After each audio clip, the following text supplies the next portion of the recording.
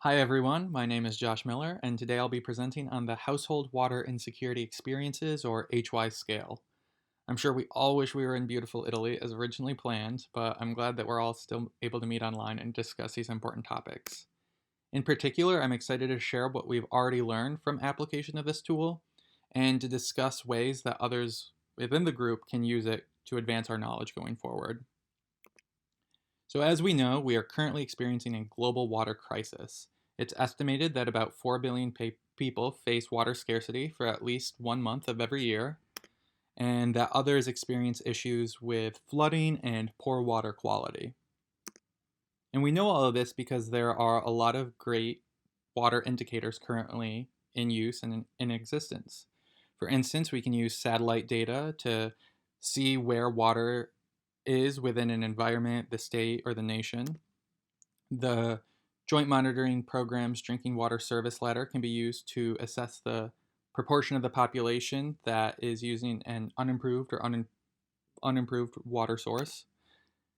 At the physiological level, we can measure, for instance, urine specific gravity to know whether someone is clinically dehydrated or not.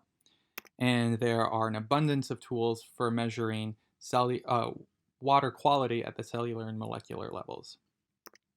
But what's missing is a tool for quantifying problems with water access and use at the household level. This is really critical because this is the level at which problems with water manifest and are experienced. So, our group set out to create a tool for measuring this experience. And the way we're defining household water insecurity is the inability to access and benefit from adequate, safe, and reliable water for well being and a healthy life. And the four really critical domains of water insecurity that we're trying to capture with this tool is first availability, so is water in the environment, and then accessibility, so are individuals able to physically access the water? Is it affordable? And are the means by which they procure the water socially and culturally acceptable? And then within the household, is there enough water for its many uses? So, water is used, as we know, beyond drinking and cooking, but also for bathing, laundering, and religious practices as well. So, is there enough of it, and is it of acceptable quality for all of these different uses?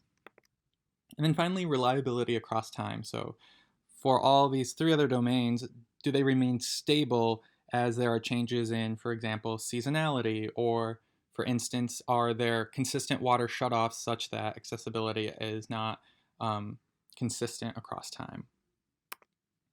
So, this is our team of over 40 researchers. And in 2017, we all came together to try to develop a tool to measure this phenomenon, water insecurity. And I'll save you a lot of the technical details and point you instead to this QR code where you can find the two papers where we get into the nitty gritty statistical analyses that led us to the development of this scale. But very briefly, I'll just give you an overview of what we did. So, briefly, we scoured the literature and found all the different ways that people had tried to measure experiences of water insecurity previously. And we assimilated all of those items into a single survey. And we implemented that survey in 29 sites across 23 countries and more than 8,000 households. And we selected sites to represent a diversity of regions of the world, different water infrastructures, so places that had piped water or ones that predominantly relied on rainwater, for instance, and also different problems with water. So sites where water quality was the predominant issue or ones where water scarcity was a predominant issue. And after doing lots of statistical work, we were able to get the 32 original items in that survey down to a core set of 12. And each item is phrased in the following way. So, how often in the last 4 weeks have you or someone in your household worried that you wouldn't have enough water for all of your uses? And so uh, that phrasing is applied to all 12 of these different experiences. When an individual is uh, prompted about this, they have four response options: never, rarely, sometimes, and often or always, with uh, scoring that goes along with each of those. And so, for instance, let's say this person said, I I'm worrying about water every single day. So they would be scored a 3. And I rarely, like maybe once a week, will experience interruptions to my water source. That's a 1. And so on and so forth for all of these items. And to generate a scale score, all you have to do is just simply sum the items together. And so this household has a score of 14. So from that 3-minute survey, we have a score from 0 to 36 of measuring household water insecurity. And we've determined that scale scores of 12 or higher represent a water insecure household. So we can use this to measure prevalence of water insecurity. So for instance, here is the prevalence of water insecurity across all the different sites where we implemented this scale in the original study. But what's most exciting is the use of this scale and what it can tell us and what it covariates with and what it predicts. So long before we were even thinking about the HWISE scale, we were trying to figure out the ways by which individuals experience water insecurity and the ways that it impacted their health and well-being. So early qualitative work in Western Kenya revealed a host of ways that it impacted health, and a lot of them were quite surprising to us. For instance, here's one participant took this photo and said water can impact her ability to feed her children because there is plenty of porridge in the house, but water is the limiting factor. So if there's not enough water, she can't cook enough porridge to eat.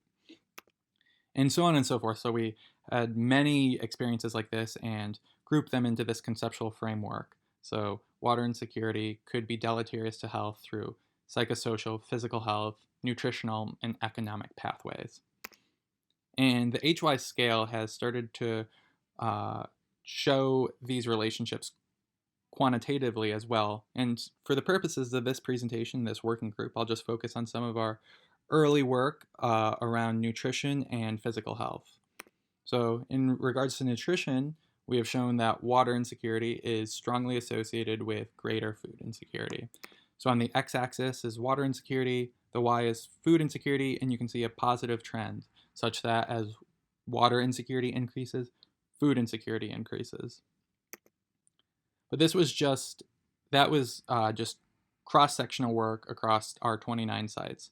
What's perhaps more interesting is that we also have some longitudinal data from Western Kenya demonstrating that water insecurity and food insecurity, when measured across time, that there's a relationship between those two, such that water insecurity at one time point predicts future food insecurity.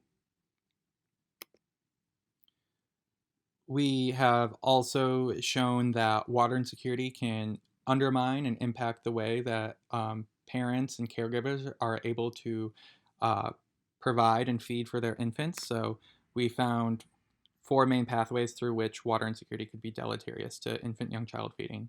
For instance, some individuals reported that they ended breastfeeding early because they feared that they were dehydrated and that their breast milk was of poor or low quality. In regards to physical health, we found that many households are just unable to wash their hands as regularly as they would like to due to problems with water. So from the HWISE study across the 29 sites, this is the prevalence of being unable to wash hands due to problems with water. And this can be particularly bad in regards to nutrition because if you can't wash your hands, you are at greater risk for infection, which could lead to lower nutrient uptake. We also found from work in DRC and Zambia that greater household water insecurity is associated with greater odds of drinking poor or unsafe water, and that water insecurity is also associated with greater odds of diarrhea. So again, diarrhea can impact the ability of somebody to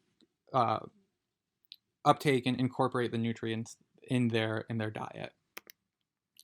So going forward, the HWISE scale can be used in a lot of new and exciting ways beyond just research purposes. So first, we can measure the prevalence of water insecurity and find which groups are most vulnerable to problems with water.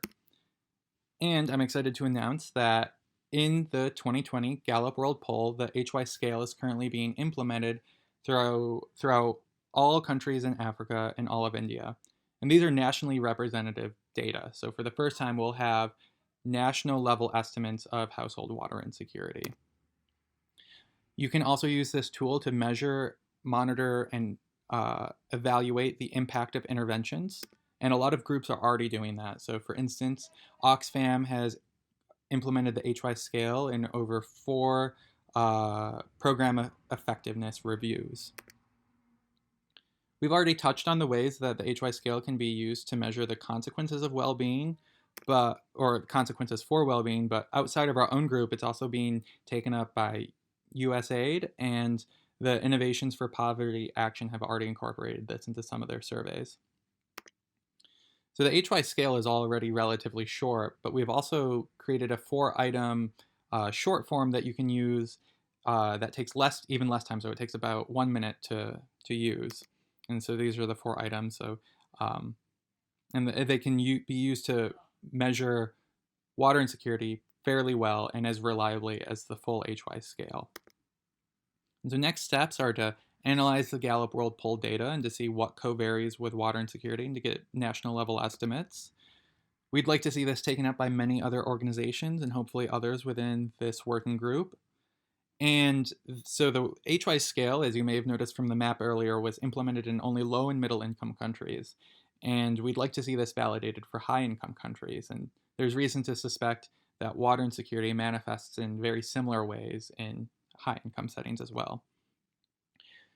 Particularly relevant to this group is understanding how water insecurity impacts agriculture. So beyond just food insecurity, how does it impact agricultural decision making and crop yield? And finally, just to make the term household water insecurity common in our lexicon and to get it incorporated into the global agenda and perhaps an SDG target. So thank you all for listening. Thanks to our funders and collaborators and our team of over 40 research scientists.